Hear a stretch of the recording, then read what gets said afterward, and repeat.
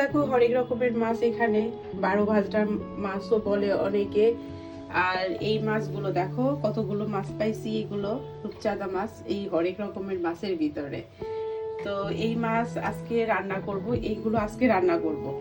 আর এই মাছগুলো আনছিল কালকে, ফ্রিজে রাখা দিয়েছিলাম, আর এখন এগুলো বের করলাম।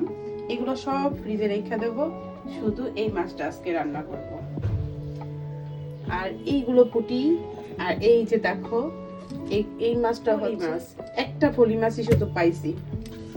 দেখো পুঁটি আছে এখানে, অনেক রকমের মাছ আছে। তো দেখো মাছগুলো কিন্তু ভালো করে ধুয়ে নিছি। এখন একটু হলুদ আর একটু লবণ এটা দিয়ে কিছুক্ষণ মেখে রাখবো। আসলে মাছটা যদি কিছুক্ষণ আগে মেখে রাখা যায় তাহলে দেখা যায় যে মাছের ভিতর কিন্তু লবণটা ঢোকে। আর এই যে দেখো আমি আসলে রূপচাঁদা মাছ তেমন রান্না করি, কখনো করিও নাই, আর ফ্রাই খাওয়া হয়েছে কিন্তু রান্না করে আমি খাই নাই। তো ভাবতেছি খাবো কি খাবো না, সেই জন্য দেখো আমি একটা তেলাপিয়া মাছ নিছি আমি খাবো বলে। আর এই যে পুটুর জন্য একটা এই যে পাবদা মাছও নিয়ে নিছি, বাইসন যদি পুটু না খাই তো সেজন্য। আর এই তো এখন কিছুক্ষণ মাখানো থাকবে। তো কালকের মাছগুলো এই মাত্র ধুয়ে তারপরে লবণ দিয়ে মাইখা রেখা স্নান করতে গেছিলাম আর চলে আসলাম। তো এই তো শুরু হয়ে গেল ব্লগ, দেখি কতটুক করতে পারি। ডাল রেখা গেছিলাম চুলাতে, দেখো শুকায় গেছে, অবশ্য সিদ্ধ হয়ে গেছে।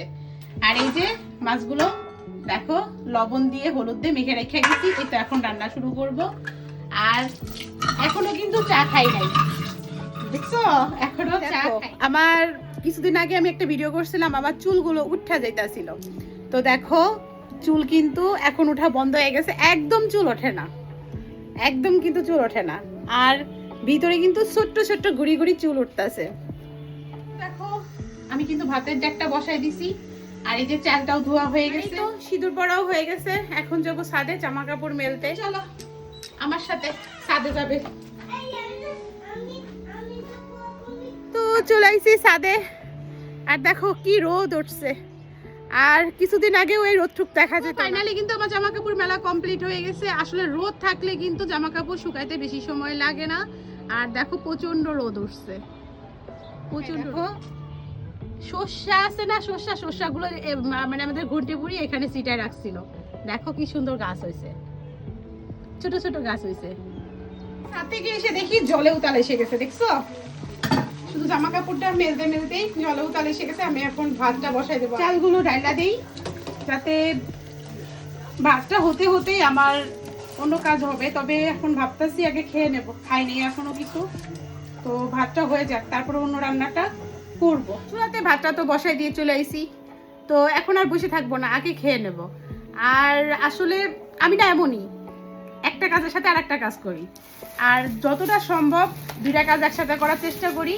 আর এখন খেয়ে নেব, তারপরে ও চুলায় অন্য কিছু বসায় আবার একটা কিছু করবো। তো দেখো আমার ভাই দোকানেতে নাস্তা নিয়ে আইছিল অর্ডব, আমি বললাম যে আজকে একটু নাস্তা করি, আর সেই নাস্তাটাই খাবো, পরোটা আর ভাজি। আর সাথে দেখো কুচানো করা কি আছে, পেঁয়াজ, ধনে পাতা আর মরিচ। তো এটাই এখন খেয়ে নেব। আর এই পরোটা ভাজিটা যে অসাধারণ, ভাইয়ের দোকান বলে কোনো কথা না, আসলেই কিন্তু অনেক মজা। সাথে দেখো আমাদের জন্য ভিআইপি করে পেস্ট কুচি, ধনে পাতা কুচি করে দিয়েছে। তবে এটা আমাদের জন্য, সবার জন্য কিনা জানি না। দেখো কাটতে বসে পড়লাম, চাটাও খাওয়া হয়ে গেছে। এখন সবজি কাটবো, সবজি তেমন কিছু কাটবো না, শুধু পেস্টকলি কাটবো আর আলু, মাছের আলু, পেঁয়াজ এগুলো কাটবো। আর এখন পেস্টকলি কাটতেছি, কতগুলো কাটাও হয়ে গেছে। আর এই তো বাকিটা কাটবো। দেখো পেঁয়াজের কালিটা কিন্তু বসাই দিছি, এটা ভাজি চলতেছে, ভাতও হয়ে গেছে, ডাল হয়ে গেছে, আর শুধু মাছটা বাকি আছে। তাইলেই রান্নাটা হয়, রান্না বান্না হয়ে গেছে। এখন বসবো তো থালা বাসন ধুতে। তো আজকে আমার 12টা বেজে গেছে, ধুইতে বসবো থালা বাসন, কখন যে উঠবো জানি না। সব কাজ শেষ, এখন তো বিকাল। দেখো সবাই কিন্তু ছাদে আছে, আমাদের পুটু আছে, ওই দেখো পুটু। আর আইসি গাছে জল, গুড়াতে একদম জল নাই। আসলে প্রতিদিন জল দেওয়া হইতাছে না এখন, আর এই একদিন পর পর জল দেই। পাতাগুলো কিন্তু পড়া শুরু হয়ে গেছে, সাদা ফুল গাছের পাতা একদম নাই।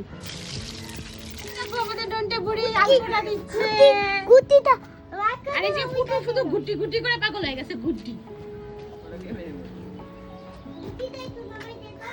দেখছো কি সুন্দর আলপনা দিতেছে তবে উল্টা হয়ে যাইতেছে না যে না এরকম করে ঘুরায় দিতে হবে